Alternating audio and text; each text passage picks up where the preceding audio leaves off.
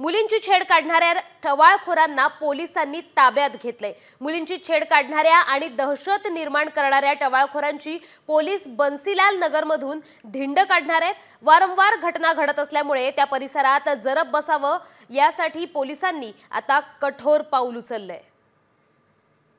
तर या संदर्भात अधिकची माहिती देत आहेत आमचे प्रतिनिधी माधव सावरगावे। तर माधव, काय सांगाल? साम टीव्हीच्या बातमीचा दणका पाहायला मिळतोय। संभाजीनगरमध्ये टवाळखोरांना खाक्याचा दम मिळालेला आहे, तर आता काय अधिकची माहिती?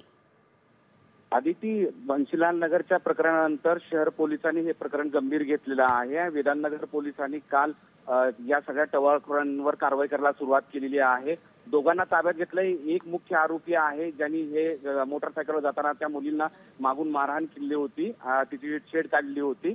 त्या प्रकरणावरून आता या परिसरामध्ये मोठ्या संख्येने विद्यार्थी राहत असतात आणि एक जरब बसावा म्हणून मोठी कारवाई आता पोलिसांच्या वतीने केली जाणार आहे। ते आरोपी त्याच ठिकाणी आणून त्या ठिकाणी धिंड काढली जाणार आहे। थोड्याच वेळात विधाननगर पोलीस त्या आरोपीला घेऊन या परिसरात फिरवणार आहेत, कारण या परिसरात गेल्या काही दिवसांपासून महिन्यांपासून असेच प्रकार घडत आहेत अशी लोकांची तक्रार होती, मुलींची तक्रार होती, पण दखल घेतली जात नव्हती। प्रत्येक मुलगी घाबरायची, कारण ग्रामीण भागातून वेगळ्या ठिकाणून आलेल्या मुली इथे शिक्षणासाठी आहेत। आणि मग धन्यवाद माधव दिलेल्या माहितीबद्दल।